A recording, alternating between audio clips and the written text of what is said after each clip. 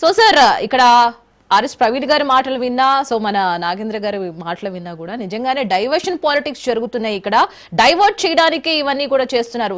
So నేను అడిగే question ఏంటంటే, అప్పట్లో బాంబు పేల్చిన శబ్దం వినిపించిందా, వినిపించలేదా? అండ్ అప్పటి నుంచి ఈ కమిషన్, ఈ సిట్ విచారణ ఎందుకు జరపలేదు అని మా క్వశ్చన్స్. సో మీరేం చెప్తారు? ముందుగా మీకు అలాగే రాజ్ న్యూస్ ప్రేక్షకులకు ఈ చర్చా వేదికలో పాల్గొంటున్న అందరికీ శుభ సాయంత్రము, శ్రీకృష్ణ జన్మాష్టమి శుభాకాంక్షలు తెలియజేసుకుంటూ, ఇందాక అందరు మాట్లాడింది మనం క్షుణ్ణంగా విన్నాము. ఇందాక నాగేంద్ర గౌడ్ గారు మాట్లాడారు. ఆ రోజు ప్రభుత్వం ఎవరిది? జూలైలో 2023లో మీ ప్రభుత్వం ఉంది. అప్పుడు ఆ రోజు కంప్లైంట్ ఇస్తే ఎందుకు తీసుకోలేరు? ఆ రోజు ప్రాజెక్టు దగ్గరికి ప్రతిపక్షాలు కానీ, ఏ పార్టీ కానీ, నిపుణులు కానీ పోతే ఎవరినైనా పోనిచ్చారా? ప్రాజెక్టు దగ్గర 144 సెక్షన్ ఎందుకు పెట్టాల్సి వచ్చింది? దానికి సమాధానం చెప్పాల్సిన అవసరం టిఆర్ఎస్ నాయకులకు ఉంది, టిఆర్ఎస్ పార్టీకి ఉంది. ఆ ఒక అంశము.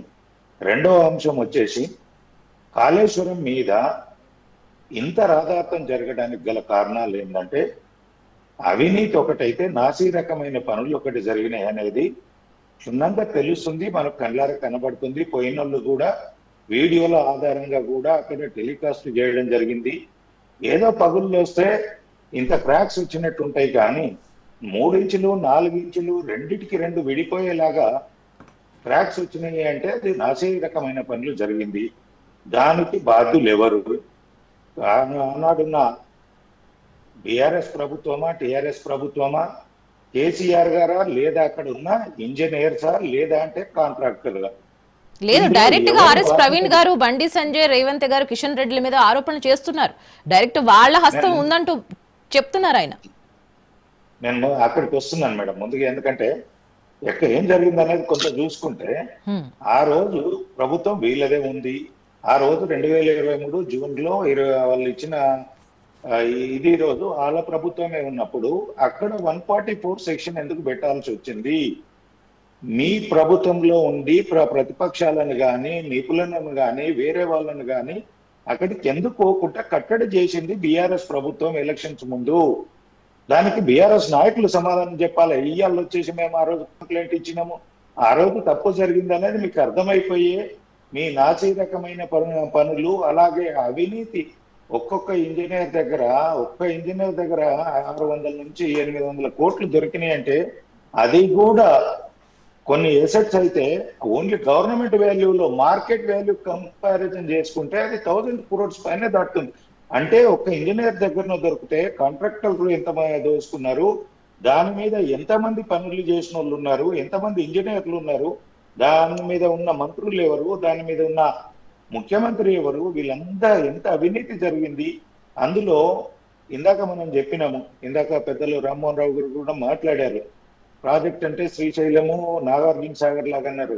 ఇది కాదండి. మనకు గతంలో ఇక్కడ కేసీఆర్ చేసింది ఏంటంటే, మనం చెరువుల కింద కుంటలు కడుతుంటివి పొర్లు మత్తడిలాగా. అలా చేసి కట్టిన దాన్ని ఏంటంటే, ఈయన 2-3 కట్టిన తర్వాత అది రివర్స్ పంపింగ్ చేద్దామని చెప్పేసి దాన్ని ఎస్టిమేషన్స్, ఒక ప్లానింగ్, ఒక విధానం లేకుండా దాన్ని బ్యాక్ వాటర్ కు చేసే తోటి దాన్ని వ్యయం పెంచడం జరిగింది. అక్కడ కూడా ఇంత పెద్ద ప్రాజెక్టులు అనేది ఈరోజు మనం పోలవరం చూస్తున్నాము, 20-30 సంవత్సరాలైనా అది కంప్లీట్ కావట్లేదు. అలాంటిది ఇప్పుడు ఈ యొక్క కాళేశ్వరం ప్రాజెక్టు కూడా మనకు 3 సంవత్సరాలలో ఏంటంటే క్వాలిటీ లేకుండా జరిగింది, అవినీతితోటి జరిగింది. దాని మీద నిగ్గు తేల్చాలనేది మనం మాట్లాడుతున్నాము. ఇంకో అంశము, ఈ రోజు ఆర్ఎస్ ప్రవీణ్ కుమార్ గారు ఐపీఎస్ ఆఫీసర్ గా ఉండి ఆయన ఒక ప్రభుత్వ ఉద్యోగానికి ఇది చేసుకొని వచ్చేసి ఆయన రాజకీయ అస్తిత్వం కొరకు పోట్లాడుతున్నాడు. ఆయనకు ఒక స్టాండిటీ లేదు. ఐపీఎస్ అనే ఒక గుర్తింపు ఎక్కడైనా సరే మన దేశంలో ముందుగా ఐఏఎస్ అంటే ఐపీఎస్ కంటే స్ఫూర్తిదాయకంగా ఉండాల్సింది. ఆ యొక్క డిజిగ్నేషన్ ను బాగా ఇబ్బంది పెడతా, అంటే దానికి విలువ లేకుండా చేస్తున్నాడు. ఆయన ఒకసారి గ్రహించుకోవాలి, గతంలో ఏం మాట్లాడాడు, ఏం మాట్లాడుతున్నాడు. ఇవాళ ఆ పార్టీలోనే, బీఆర్ఎస్ పార్టీలోనే ఆర్ఎస్ ప్రవీణ్ కుమార్ గారికి కూర్చున్న వాళ్ళు లేచి కూర్చిస్తలేరు. ఆయన అది గ్రహించకుండా కేసీఆర్ గారిదో కేటీఆర్ గారిదో మొప్పి పొందాలి, ఏదన్నా ఒక రాజకీయంగా నేను లబ్ధి పొందాలనే ఆలోచన తప్ప అక్కడ వాస్తవాలు ఏంటో ఆయనకు పూర్తి స్థాయిలో అవగాహన లేదు. రెండో అంశము, ఇక్కడ బీఆర్ఎస్ ను మేము ఇది చేయాలనుకున్నా ఈ రోజు కాదు, ఏదైతే ఆర్ఎస్ ప్రవీణ్ కుమార్ గారు ఆ నాలెడ్జ్ తోటి మాట్లాడడం జరుగుతుంది, ఒకసారి ఆయన ఆలోచన చేసుకోవాలి. ఆ రోజు మేము కనుక కవితను కనుక రాజ్యాంగ పరంగా కాకుండా వ్యక్తిగతంగా ఆలోచన చేసి కనుక ఆమెను అరెస్ట్ చేసి ఉంటే తెలంగాణలో మా ప్రభుత్వం వచ్చేది. ఆ రోజు ఆమె ఆధారాలు ఉన్నాయి, ఫోన్లు మార్చిన ఆ ఫోన్లన్నీ ఉన్నాయి అని చెప్పేసి తీసుకుపోయి ఇవ్వడము, దాన్ని డీకోడింగ్ చేసుకోవడానికి టైం జరగడము, ఆ రోజు అరెస్ట్ చేయకపోతే ఆ రోజు కాంగ్రెస్ కూడా బీఆర్ఎస్ బీజేపీ ఒకటని చెప్పేసి ప్రచారం చేసి ఈ రోజు అధికారంలోకి వచ్చింది. మళ్ళీ ఈ రోజు బీఆర్ఎస్ వాళ్ళు అంటారు కాంగ్రెస్, రేవంత్ రెడ్డి గారు బీజేపీ ఒకటే. మేము ఇక్కడికి బీజేపీ తెలంగాణలో ప్రభుత్వాన్ని తీసుకురావాలని కృషి చేస్తున్నాము. ఏ ఒక్క పార్టీ తోటి కానీ అవినీతి చేసేటోళ్ళని కానీ అక్రమాలు చేసేటోళ్ళు కానీ, అలాగే ఏదైతే హామీల పేరుతోటి ప్రజలను దగా చేసి మోసం చేసి అధికారంలోకి వచ్చిండ్రో వాళ్ళందరినీ ఎప్పటికప్పటికి ఎండగడుతున్నాము.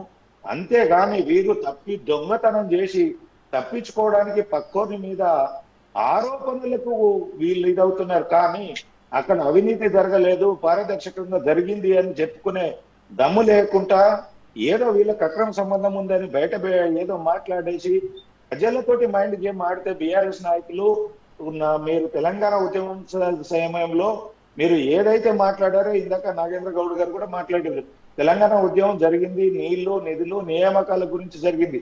నిధులు ఎక్కడ పోయినాయి, నియామకాలు ఎక్కడ పోయినాయి, నిధులన్నీ కేసీఆర్ ఇంట్లోకి పోయినాయి, పదవులన్నీ కేసీఆర్ ఇంట్లోకి పోయినాయి. ఏవైతే కేసులు పెట్టించుకున్న విద్యార్థులు అంతా జైల్లో పోయింది. ఇవన్నీ తెలంగాణ ప్రజలు చూసిన తర్వాతనే కేసీఆర్ గారిని ఇంట్లో కూర్చుండబెట్టడం జరిగింది. వారికి ఎంపీ ఎలక్షన్స్ వచ్చేటప్పటికి వారికి ఒక్క సీటు కూడా రాకుండా పోయింది. కాబట్టి అది గుర్తుంచుకోవాల్సిన అవసరం ఉంది. ఇప్పటికైనా వాస్తవాలని బయటకు చెప్పండి. కాళేశ్వరంలో మేము తప్పు చేసినాము, అవినీతి జరిగింది, దాన్ని బాధ్యుల పైన ఆ రోజున్న అధికారులు చేస్తే అధికారుల మీద చర్య తీసుకోమని చెప్పండి. లేదా మేమే అధికారులను తప్పు చేయడానికి మేమే సహకరించినామంటే మీరే బాధ్యత తీసుకొని ముందుకు రావాలని చెప్పేసి డిమాండ్ చేస్తుంది. Right sir.